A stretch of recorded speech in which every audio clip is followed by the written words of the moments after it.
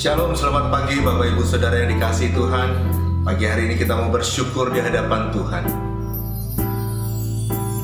Kita mau satukan hati dan satukan suara kita. Kita tinggikan namanya yang besar. Kita tinggikan nama Yesus. Tuhan di atas segala Tuhan. Dia Raja di atas segala Raja. Yesus, Kau telah memulai karya yang mulia dalamku. Engkau menjadikanku serupa gambaranmu dan berharga di matamu.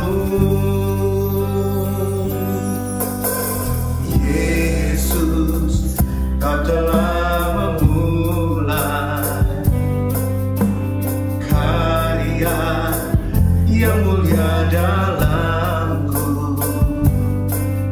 Kau berikan hidupmu sebagai ganti dosaku karena kasih-Mu padaku. Sekarang ku memuji-Mu, Allah yang setia, yang tak pernah meninggalkan perbuatan tangan-Mu. Sekarang ku menyembah-Mu, Allah yang setia, sempurnakan segenap hidupku agar indah bagimu.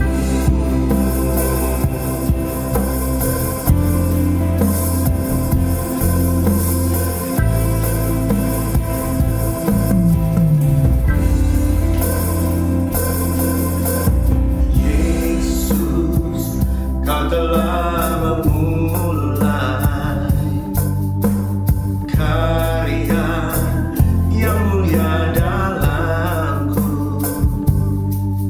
Engkau menjadikanku serupa gambaran-Mu dan berharga di matamu.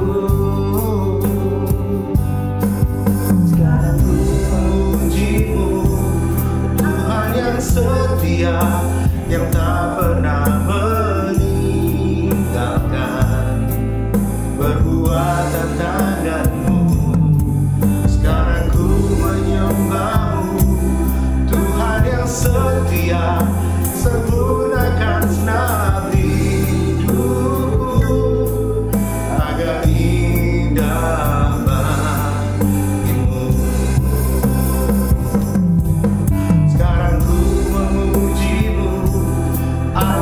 Setia, yang tak pernah meninggalkan perbuatan tangan-Mu. Sekarang ku menyembah-Mu, Allah yang setia, sempurnakan segenap hidupku agar indah bagimu.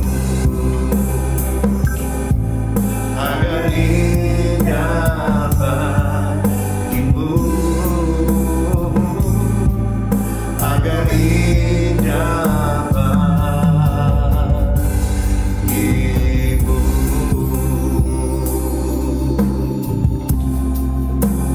Indah bagimu Tuhan.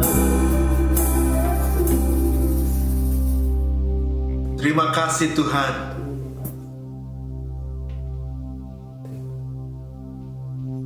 Haleluya. Haleluya. Mari kita pujikan. Amin. Haleluya. Haleluya. Tuhan adalah kekuatan dan mazmur bagi setiap kita. Amin. Kita mau akan selalu bersyukur kepada Dia. Ya. Amin. Mari sama-sama.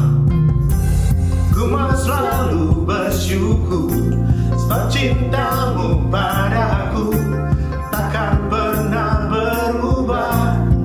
Hatiku percaya walau gunung bergoncang, gunung-gunung beranjak, namun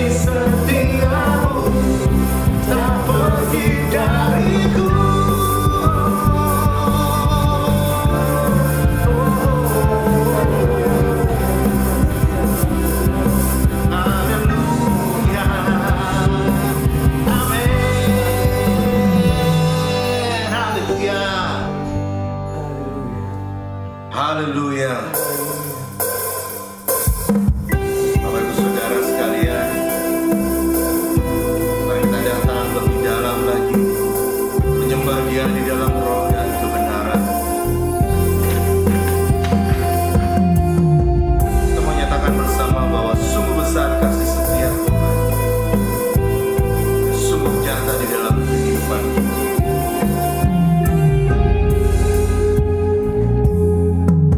Sungguh besar setiamu, nyata di sepanjang hidupku.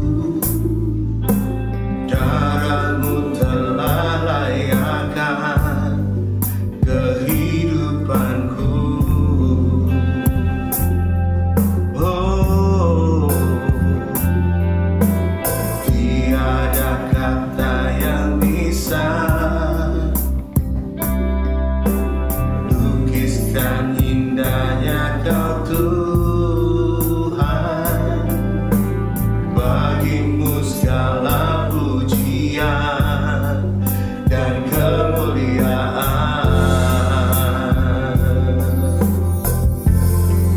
Ku tinggikan Engkau Tuhan, melebihi segalanya, lebih dalam ku menyembah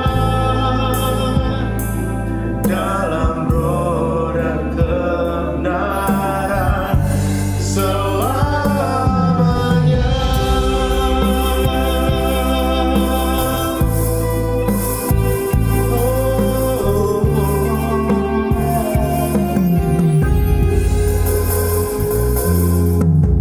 Sungguh besar setiamu,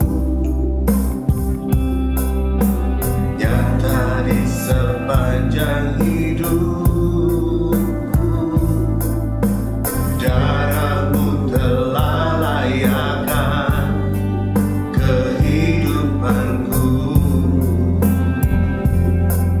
Oh, tiada kata yang bisa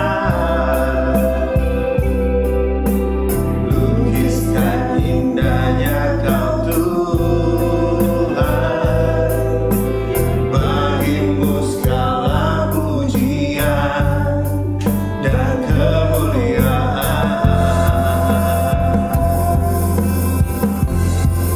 Ku tinggikan Engkau Tuhan, melebihi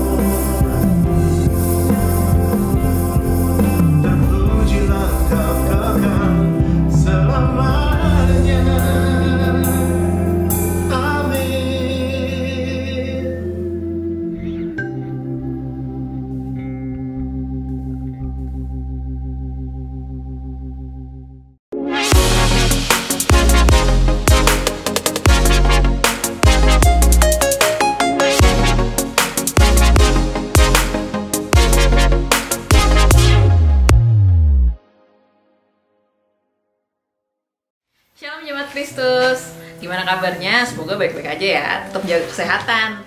Nah, berikut ini adalah info-info kita untuk seminggu ke depan. Yuk disimak.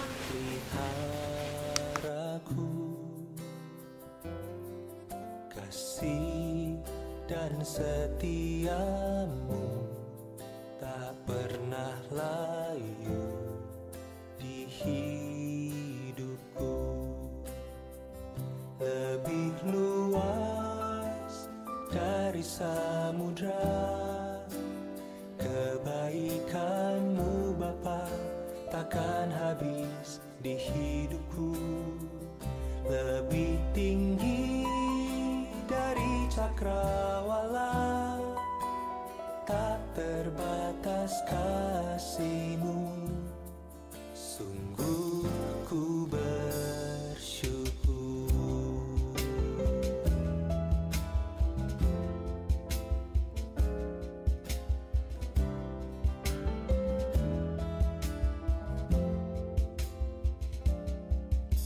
Semusim berlalu, namun Kau selalu peliharaku. Kasih dan setiamu tak pernah layu. Demikian pengumuman untuk minggu ini. Mari kita sama-sama siapkan hati untuk mendengarkan firman Tuhan. Tuhan Yesus memberkati.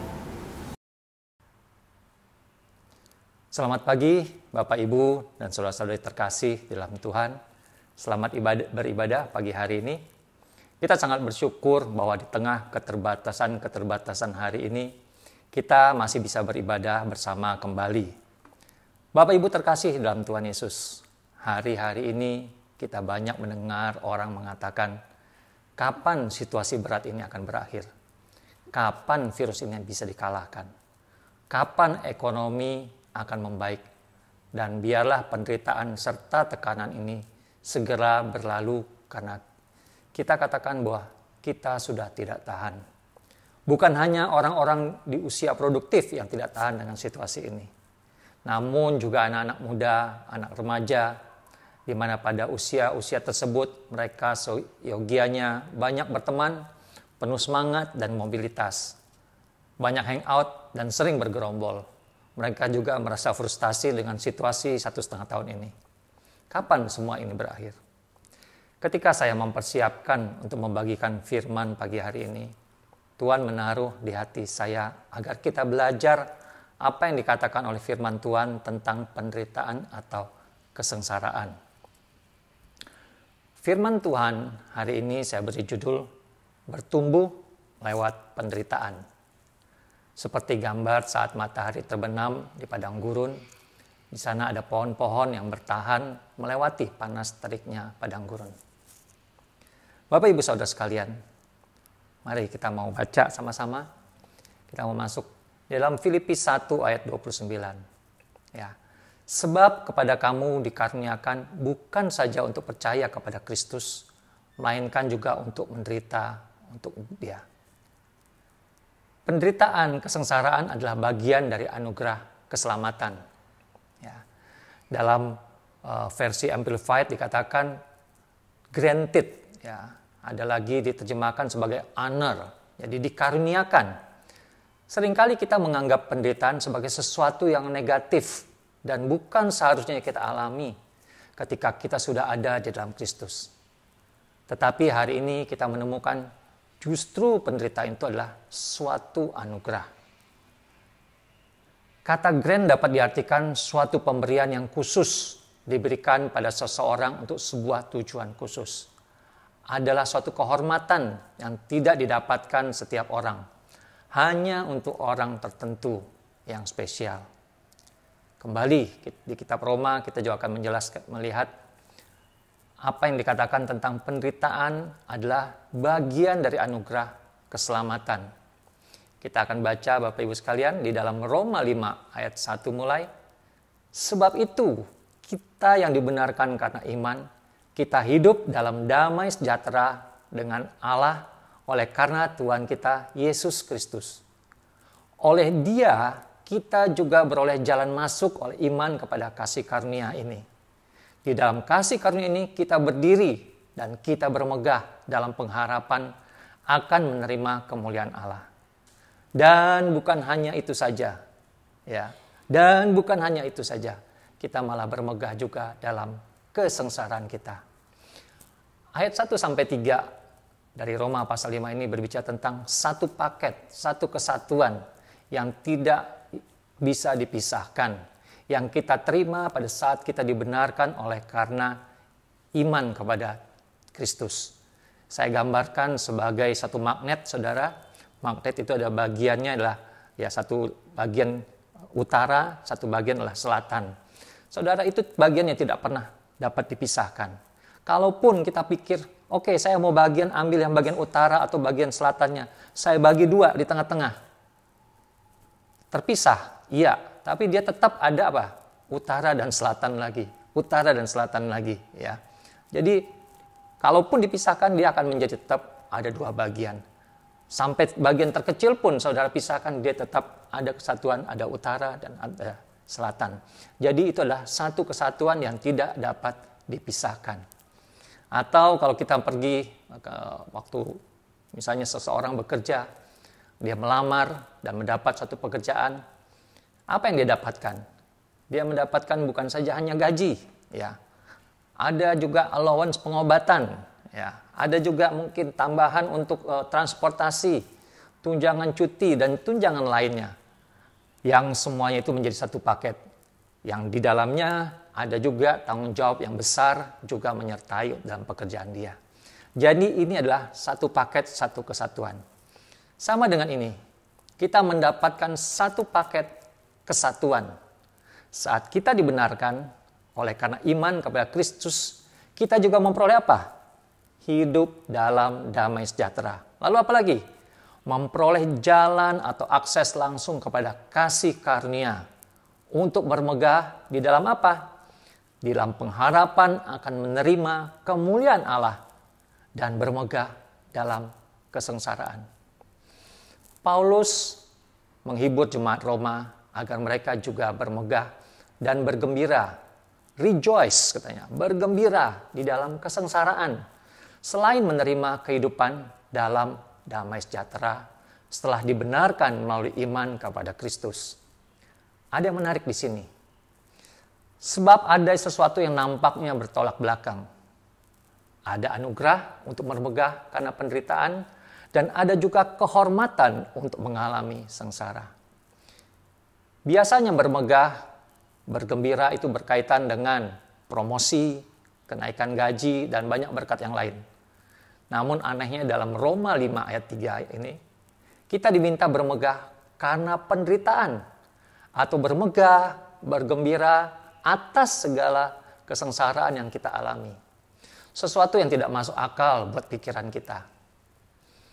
Kita semua pasti lebih senang mendengar pernyataan yang mengatakan bahwa kalau kita percaya Yesus, semua penderitaan pasti akan sirna atau hilang. Namun sebetulnya hal ini sedang menipu kita sendiri dan tidak membuat kita bertumbuh.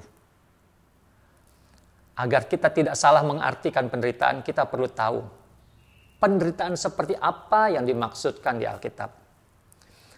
Jangan-jangan kita katakan, wah saya menderita hari-hari ini. Tetapi sebetulnya karena kita mengatur kehidupan kita dengan tidak baik. Kita tidak rajin dalam bekerja. Kita terlalu boros dan tidak mengatur keuangan dan lain sebagainya.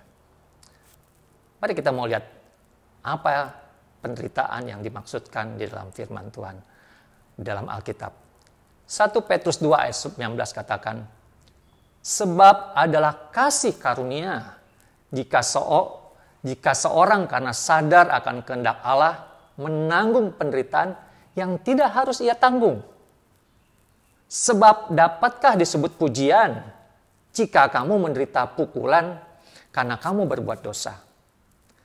Tetapi jika kamu berbuat baik dan karena itu kamu harus menderita, maka itu adalah kasih karunia pada Allah. Penderitaan yang Tuhan maksudkan adalah menderita karena melakukan kehendak Allah. Misalkan mengasihi musuhmu, ya, Kita harus mengasihi walaupun menyakiti kita. Kita menderita karena melakukan disiplin-disiplin rohani. Saat teduh di pagi hari, ya harus kita lakukan. Ada penderitaan yang kita alami. Harus menyangkali diri kita untuk tidur.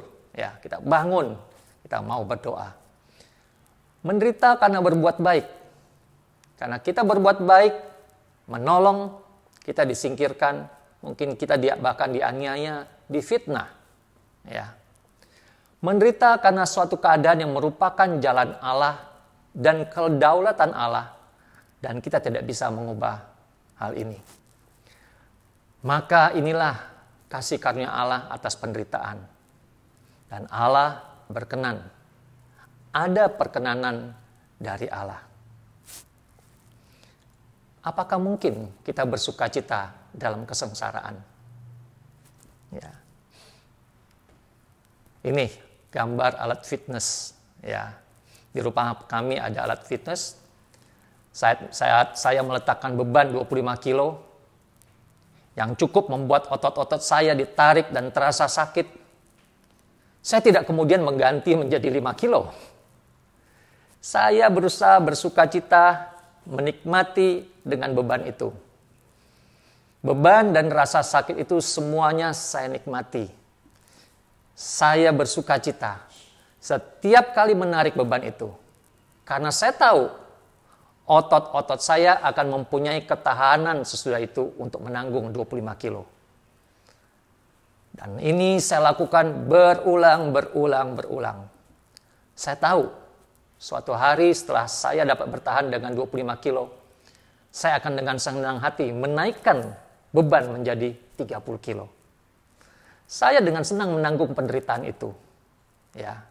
Coba saudara tanyakan kepada orang-orang yang terlihat ototnya, apakah dia pernah melewati rasa sakit dan menderita saat latihan? Pasti mereka pernah mengalaminya, bahkan berulang-ulang.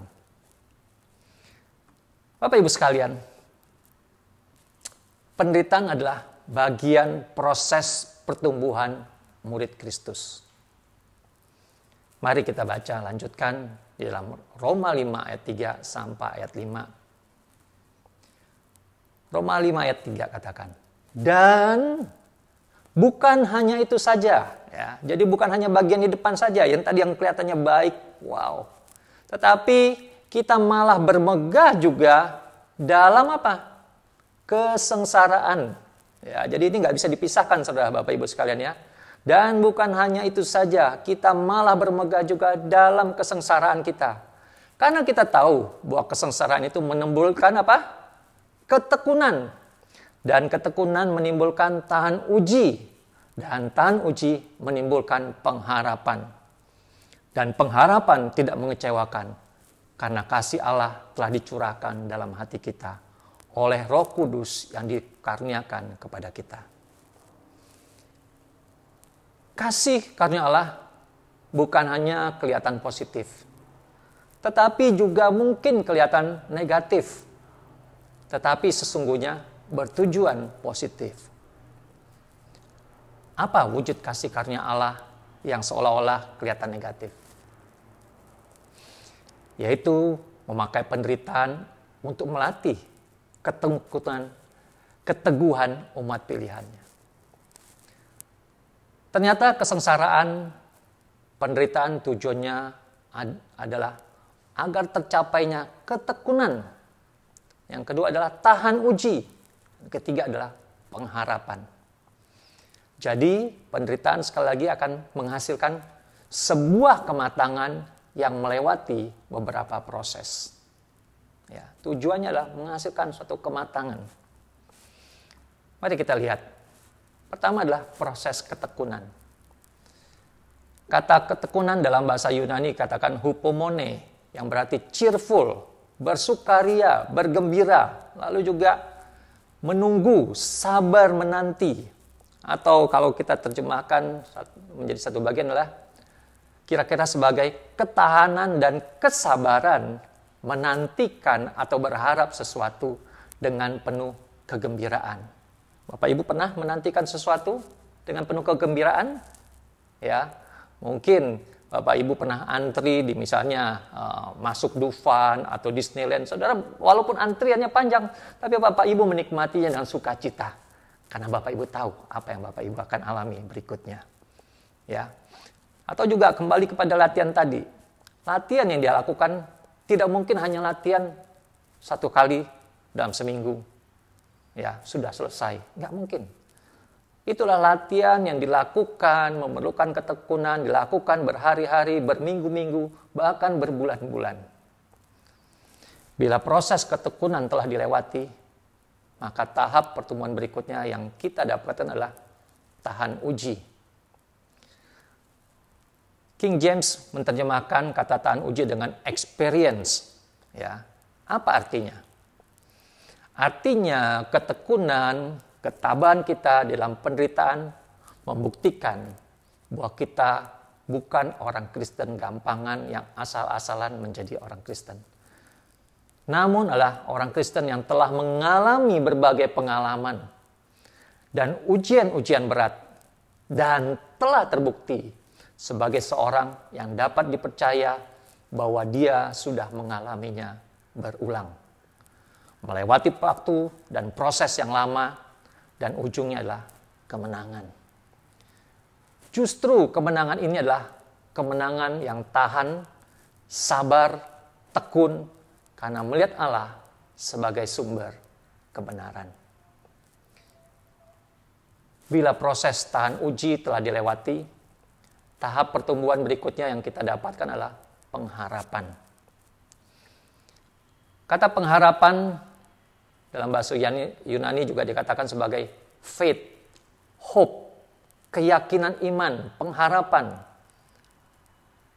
Dengan kata lain, pengharapan yang telah membuat seseorang tahan uji, telah menghasilkan seseorang yang semakin berharap, bukan kepada manusia, tapi kepada Allah. Mengapa kita memiliki pengharapan seperti itu? Jawabnya ada di ayat 5. Dan pengharapan tidak mengecewakan, karena kasih Allah telah dicurahkan di dalam hati kita oleh Roh Kudus yang telah dikaruniakan kepada kita. Kita bisa memiliki pengharapan kepada Allah di dalam penderitaan, karena ada 2 alasan yang dipaparkan Paulus. Pertama, karena kasih Allah. Yang kedua, ada penghiburan dan pimpinan Roh Kudus. Saudara, ingat ini. Kasih Allah dan penghiburan serta pimpinan daripada Roh Kudus. Ini yang memampukan kita untuk melewatinya. Abraham adalah contoh yang sangat nyata bagi timbulnya ketekunan, tahan uji, dan pengharapan. Untuk menantikan Ishak, Abraham butuh hampir 25 tahun. Hampir separuh dari umur saya, saudara. Janji pertama tentang Ishak itu datang ketika Abraham berumur 75 tahun. Lalu diulangi kembali pada saat Abraham berumur 85 tahun. Dan ketiga, ketika Abraham berumur 99 tahun. 24 tahun jarak antara janji yang pertama dan yang ketiga.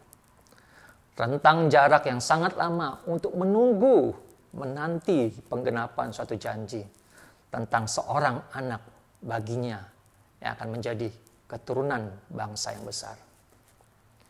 Di ujung pengharapannya ketika Abraham berumur 99 tahun, hampir saja ia jatuh dalam ketidakpercayaan.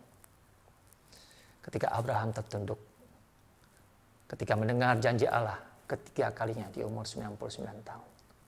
Tapi dia tetap punya ketekunan dan pengharapan. Seluruh penderitaan dan kesengsaraan yang kita alami sesungguhnya akan membawa penyucian buat kita menuju keserupaan dengan Kristus. Jadi dari hal ini semua dapat kita simpulkan bahwa kita harus menolak ajaran yang mengatakan keselamatan meniadakan penderitaan. Ya. Bapak Ibu sekalian, mengapa ada penderitaan? Pengalaman penderitaan pribadi menjadi pengalaman tubuh Kristus. Kita tahu bahwa setiap kita adalah bagian di dalam tubuh Kristus. Apa yang kita alami, kemenangan itulah menjadi kemenangan tubuh Kristus. Apa yang kita alami sakit, itulah yang dialami oleh tubuh Kristus. Apa yang kita alami hari-hari ini, tubuh Kristus juga mengalaminya, bukan saudara sendiri. Pengalaman seseorang yang berkemenangan dalam penderitaan akan menguatkan anggota tubuh Kristus yang lainnya. Memberi inspirasi dan kepercayaan bahwa Tuhan sanggup menuntun dan membawa orang itu melewati hal-hal yang sulit. Pemenjaraan Paulus tidak membuat ketakutan buat orang lain sebagai tubuh Kristus. Bahkan menguatkan mereka untuk terus bersaksi. Kita baca di dalam Filipi 1 ayat 12. Aku menghendaki saudara-saudara supaya kamu tahu bahwa apa yang terjadi atasku ini justru telah menyebabkan kemajuan Injil. Sehingga telah jelas bagi seluruh istana dan semua orang lain bahwa aku dipenjarakan karena Kristus. Ya, Paulus mengatakan, walaupun dia dipenjara, tetapi justru telah menyebabkan kemajuan Injil. Ya. Paulus dalam penjara, tetapi berita Injil tidak dapat ditahan di dalam penjara. Dan kebanyakan saudara dalam Tuhan telah beroleh kepercayaan karena pemenjaraanku. Untuk apa? Untuk bertambah berani berkata-kata tentang firman Allah dengan tidak takut. Apa yang dialami oleh Paulus membuat orang-orang lain menjadi berani. Mereka tidak takut. Mereka berani berkata-kata, bersaksi tentang firman Allah. Walaupun mereka tahu apa yang terjadi kepada Paulus. Bagi saudara yang mungkin hari-hari ini sedang melewati hari-hari yang paling sulit, penuh tekanan, penderitaan, ingatlah, adalah suatu anugerah, kehormatan, dan kasih karunia dari Tuhan yang akan membawa engkau sebagai orang yang dengan tekun dan teruji melewati suatu masalah. Suatu waktu ini akan menjadi kesaksian bagi tubuh Kristus bahwa Tuhan ada dan mampu menolong dengan cara yang luar biasa. Komsel di tempat di mana saya bergabung bertahun-tahun seperti tidak ada pergerakan. Stabil saja, ya. Bahkan membuat PKS kadang-kadang hampir patah arang. Namun dengan beberapa penderitaan yang dialami oleh anggota-anggota Komsel beberapa tahun terakhir, Komsel menjadi lebih bergairah. Ada pertumbuhan dan buah yang mulai kelihatan. Ada beberapa jiwa baru yang sudah masuk dan ada yang sudah dilayani melalui Kompak. Sebentar kita mau mendengarkan kesaksian daripada sahabat-sahabat yang ada di dalam Komsel. Bagaimana mereka mengalami, melewati waktu-waktu yang mungkin susah, tetapi membawa pertumbuhan imannya di dalam Tuhan. Mari kita saksikan.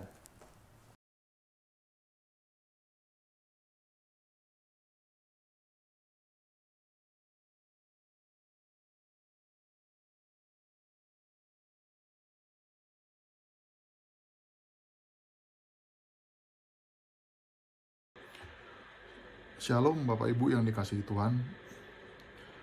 Hari ini saya ingin membagikan tentang pengalaman hidup ya, bersama dengan Tuhan. Tentang proses pertumbuhan iman saya lewat penderitaan seperti yang disampaikan firman oleh Pak Indra tadi ya. Jadi ini dimulai awalnya tahun lalu sebetulnya 2020 di bulan Maret. Saya tidak menyangka sebenarnya terinfeksi dengan virus COVID-19 pada saat itu. Dan awalnya itu terkonfirmasi lewat CT scan ya, bukan hasil swab. Karena hasil swab cukup lama pada saat itu. Nah kemudian saya singkat cerita dirawat di rumah sakit paru ya, dan masuk sebagai pasien COVID-19. Nah selama 3 minggu lebih saya dirawat di rumah sakit. Kemudian melihat situasi di rumah sakit ya, di instalasi gawat darurat saya dirawat tepatnya, penuh dengan pasien yang kritis, itu membuat saya menjadi takut. Secara mental saya takut sekali. Di titik itulah saya mulai menyerahkan hidup saya kepada Tuhan. Saturasi oksigen saya itu tadinya sempat ke level 70% Bapak Ibu ya. Kemudian ditambah lagi batuk sejadi-jadinya, itu membuat saya hanya berserah kepada Tuhan. Saya nggak tahu harus melakukan apapun, karena tidak ada yang bisa menolong saya, karena saya harus sendirian di sana. Saya diisolasi di sana. Dan tenang di suatu krisis itu adalah saya dapatkan dalam firman Tuhan ya. Waktu itu saya cuma teringat firman Tuhan dari Roma 8 ayat 28 mengatakan bahwa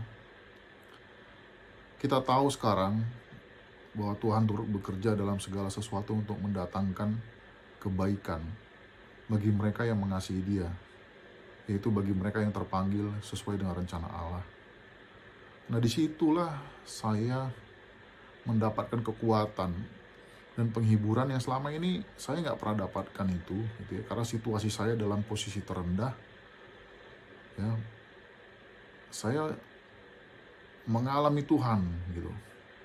Di situ saya mengalami Tuhan, saya mendapatkan kekuatan baru, saya bertemu dengan Tuhan, karena pada saat itu saya betul-betul hanya bisa berserah, menyembah kepada Tuhan. Dan di situ juga saya mendapatkan penghiburan bahwa semuanya ini akan mendatangkan kebaikan. Ini hanya sementara, begitu.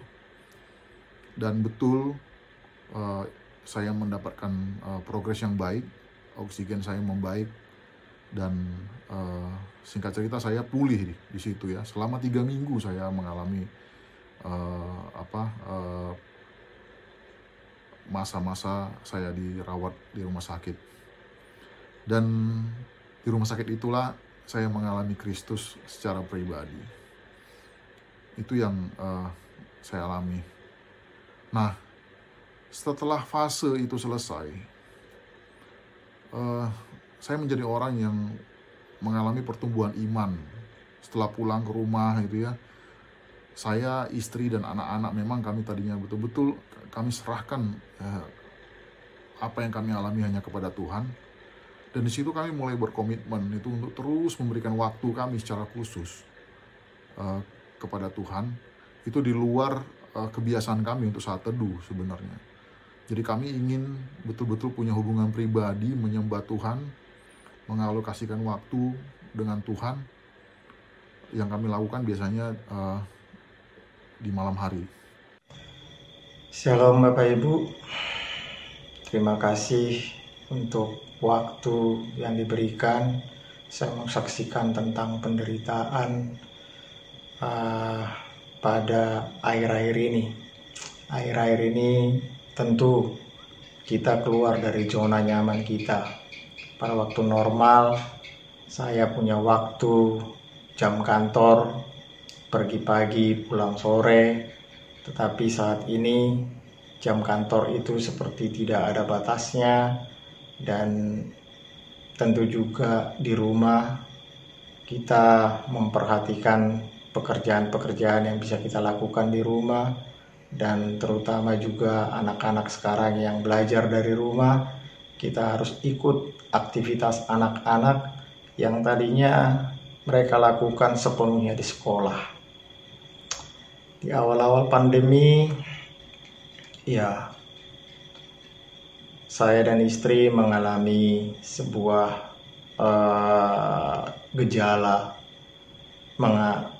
mengalami gejala yang namanya badan lemas sekali, ada agak meriang, tapi demamnya tidak lebih daripada 37, tetapi tenaga hampir tidak ada.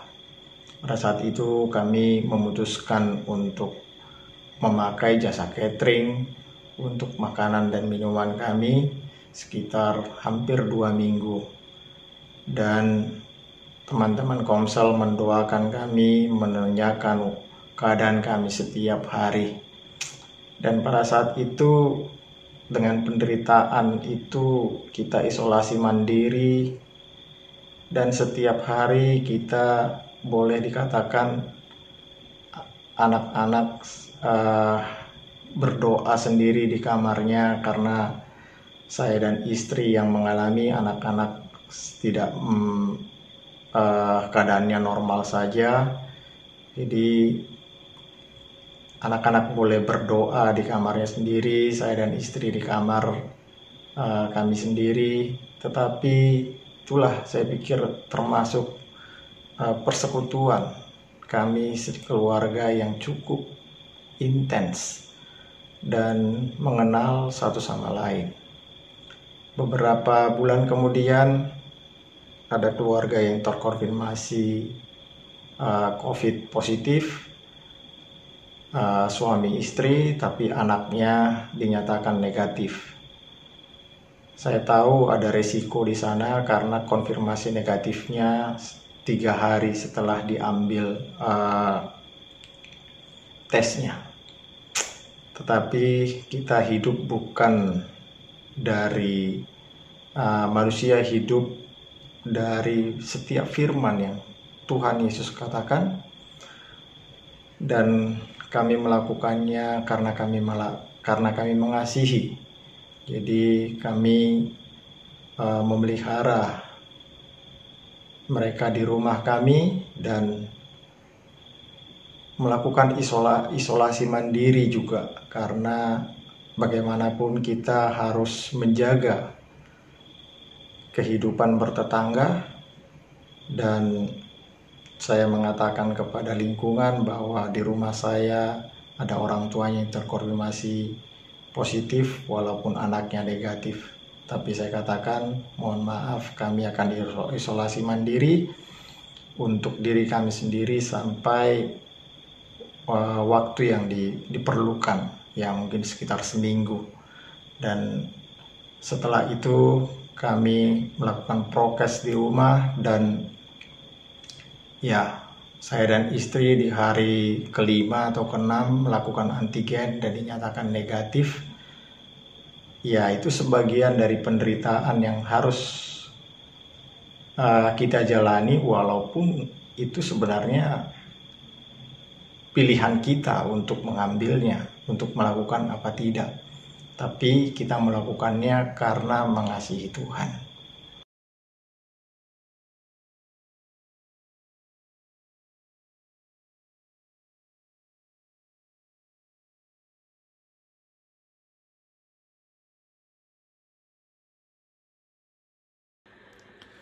Nah, di tengah-tengah komunitas, ya, baik di kantor, apa yang saya alami saya bagikan. Saya pernah membagikan ini dalam satu acara town hall begitu di kantor. Saya bagikan sebagai penyintas bagaimana saya mendapatkan kekuatan, bagaimana saya tenang menghadapi situasi ketika saya berada dalam situasi COVID-19 itu. Dan juga kemudian menjadi berkat bagi komunitas persekutuan anak muda di Cikarang. Saya diminta oleh teman saya juga menceritakan apa yang saya alami. Dan terlebih juga di komsel saya gitu. Saya bagikan pengalaman iman saya. Dan setiap anggota komsel juga yang mengalami masalah kesehatan tuh saya semangat sekali menceritakan tentang Tuhan buat mereka gitu ya. Dan juga khususnya tentang persoalan hidup yang mereka hadapi. Dan saya sampaikan bahwa Tuhan ingin setiap kita itu menuju kepada pertumbuhan iman dan kesempurnaan seperti Kristus. Untuk kita menceritakan tentang kebaikan Tuhan.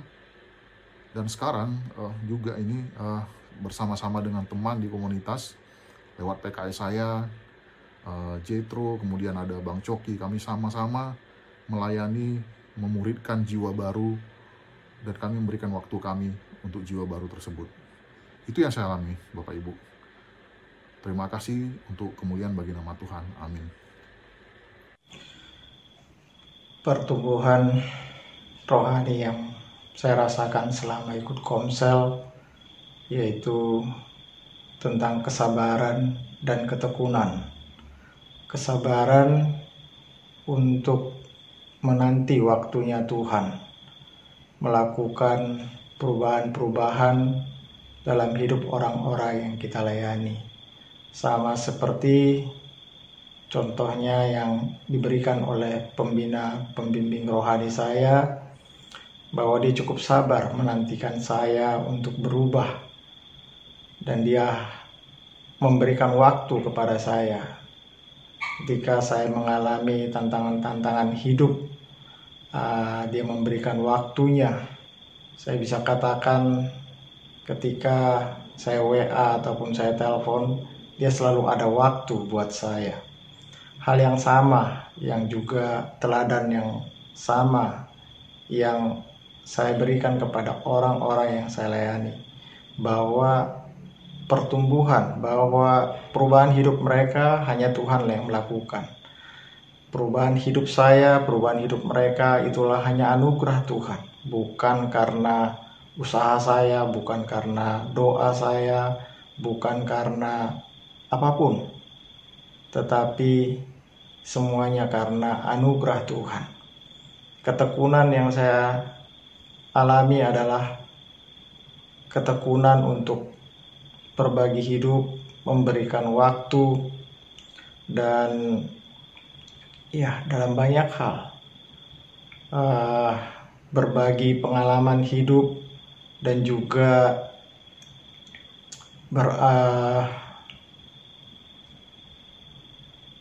mendoakan mereka, apalagi pada saat-saat sekarang selama pandemi ini kita punya waktu yang cukup dan kita dibantu oleh teknologi yang ada. Kita bisa WA call, bisa Zoom, dan ya menanyakan kabar mereka, bagaimana mendoakan anak-anak mereka ketika mau ujian, hal-hal yang kecil yang bisa kita lakukan bersama. Jadi, dan itu butuh ketekunan, butuh waktu yang bisa kita lakukan setiap saat pada saat-saat sekarang ini.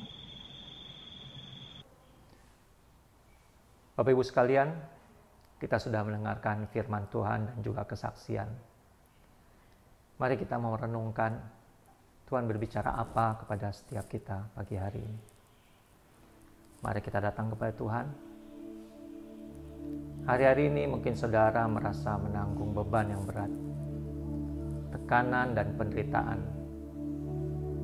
Mungkin saudara saat ini sedang terbaring sakit atau ada dalam persoalan keuangan. Mengapa Tuhan izinkan semuanya ini? Saudara berkata bahwa saya tidak kuat lagi Tuhan. Namun firman Tuhan hari ini mengatakan bahwa adalah anugerah bila kita mengalami penderitaan dan kita akan menang. Tuhan sedang membawa engkau untuk bertumbuh di dalam pengenalan akan Dia dan di dalam iman pada Tuhan. Ada kasih Allah dan Roh Kudus di dalam hidup kita. Dia ada menyertai setiap kita.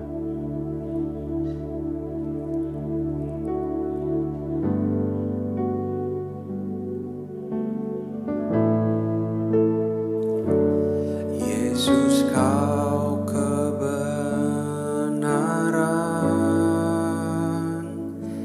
yang menyelamatkanku. Kau memberikanku hidup dan pengharapan.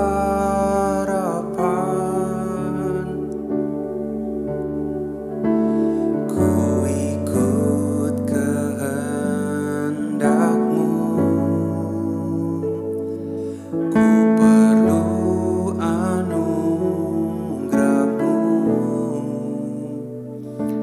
Ku nyatakan janjiku kepadamu.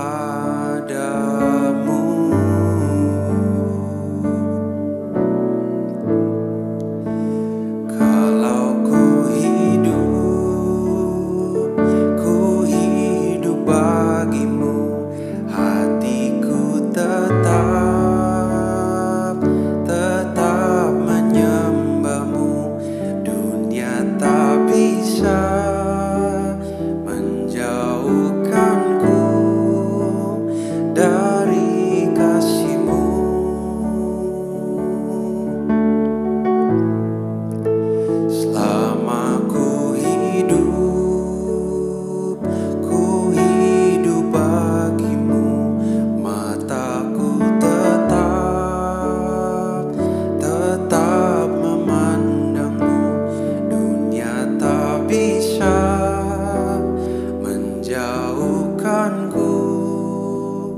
dari kasih-Mu.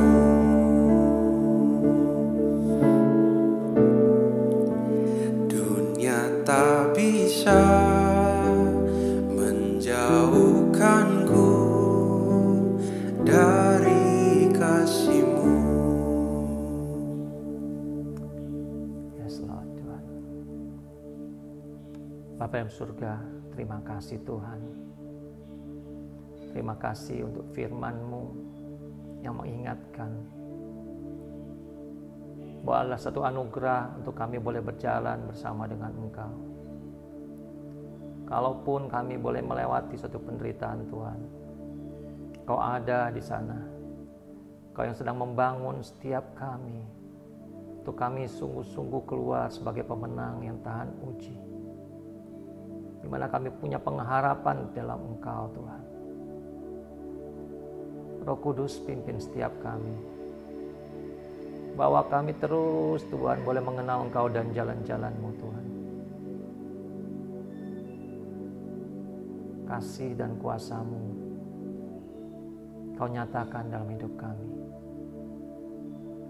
Terima kasih Tuhan Yesus, terima kasih. Dalam nama-Mu Tuhan Yesus kami naikkan syukur kami. Amin.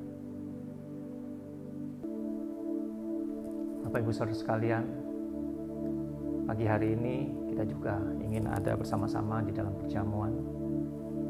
Mari kita mau siapkan hati kita.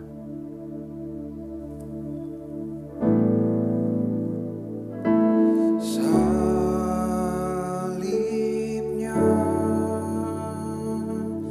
salibnya teramat mulia.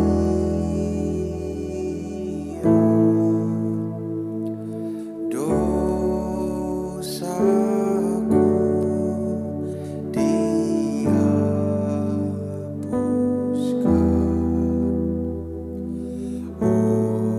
oleh darah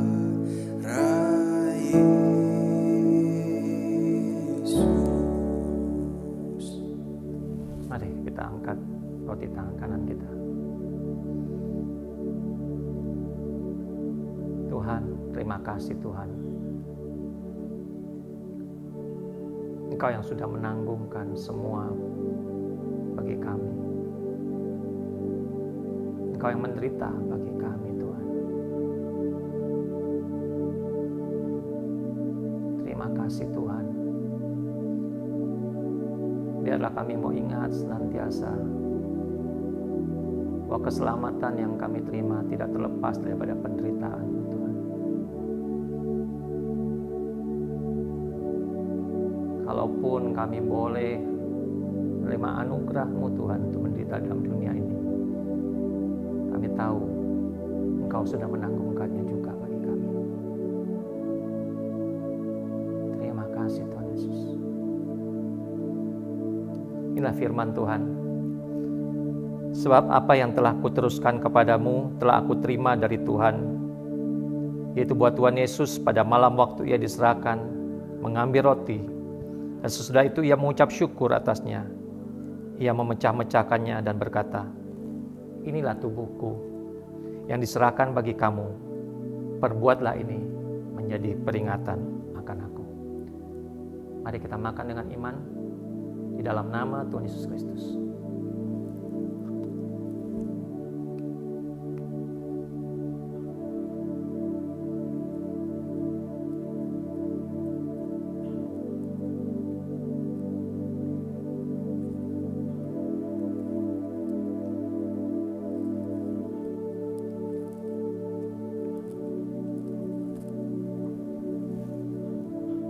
Mari kita angkat cawan di tangan kanan kita.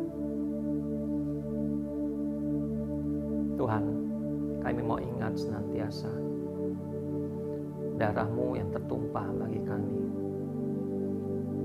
darah-Mu yang tercurah untuk menghapuskan setiap dosa kami Tuhan. Kami mau melihat dan mengingat senantiasa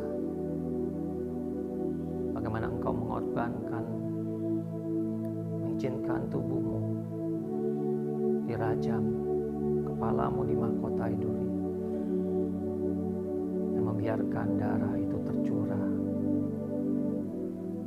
Terima kasih Tuhan untuk pengorbanan-Mu Tuhan.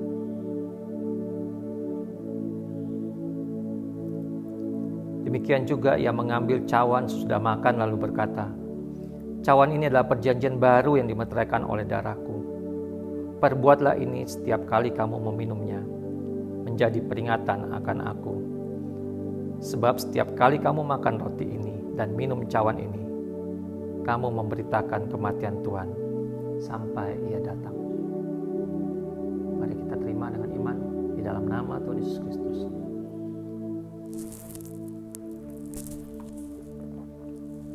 Yes, Lord.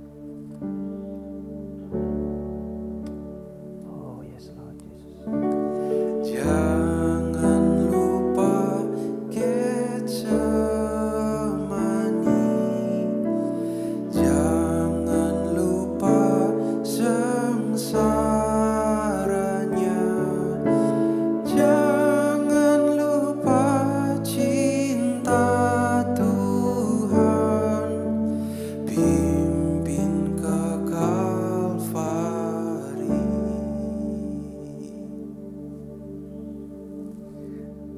Terima kasih Tuhan. Terima kasih Bapa. Biarlah Engkau yang terus menuntun setiap kami dalam hari-hari ini, dalam minggu-minggu ini Tuhan.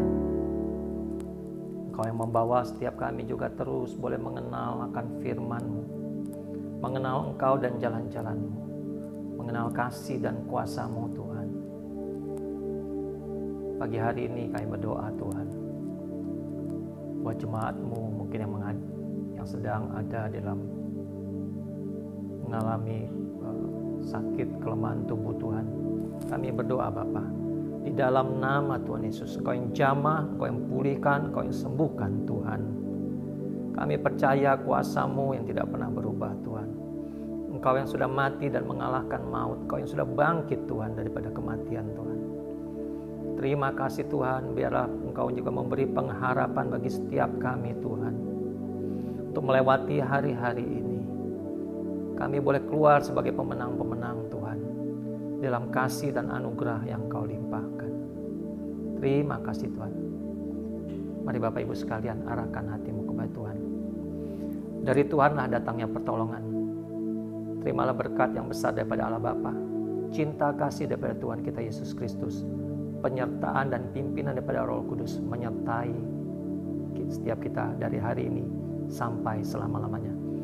Diberkatilah usahamu, diberkatilah kesehatanmu, diberkatilah hubungan-hubungan yang kau bangun, diberkatilah setiap apapun yang kau lakukan, agar nama Yesus dipermuliakan. Di dalam nama Tuhan Yesus Kristus, setiap kita yang percaya berkata, amin. Bapak Ibu sekalian, selamat hari Minggu, selamat beraktivitas. Terus kita mau laksanakan protokol kesehatan ya saudara ya. Tetap pakai masker, jaga jarak, kurangi mobilitas, tapi tidak mengurangi waktu-waktu kita untuk bisa saling berhubungan satu dengan yang lainnya di dalam komunitas. Baik mungkin melalui WA, Bapak Ibu bisa telepon, melalui Zoom, dan yang lainnya. Kita pergunakan setiap teknologi ini untuk kita boleh saling berhubungan. Kita saling menguatkan satu dengan yang lainnya. Tuhan Yesus memberkati. Lebih luas dari samudra, kebaikan